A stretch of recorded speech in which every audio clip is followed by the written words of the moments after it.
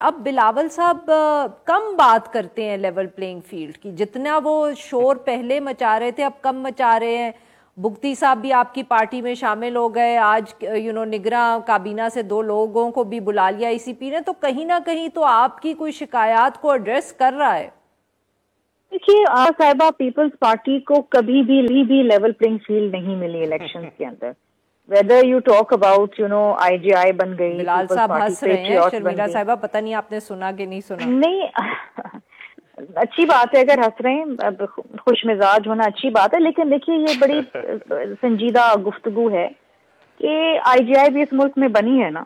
इस मुल्क के अंदर पीपल्स पार्टी पेट्रियट्स भी बनाई गई, आईपीपी भी अभी बनी है, ऐसे तमाम। फिर आईपीपी पे तो इलेक्शन उठा के देख लीजिए। शर्मिला साहब आईपीपी पे तो आपको अब एतराज नहीं होना चाहिए, वो तो पीटीआई की शिकायत होनी चाहिए अगर हुई तो है।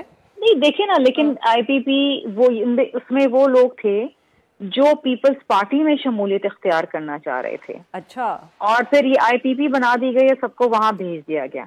अब जैसे 2018 का एग्जांपल ले लीजिए, 2 घंटे आरटीएस बैठ गया, हमें आज तक नहीं पता चला कि क्या हुआ, कैसे हुआ, कौन जिम्मेदार है।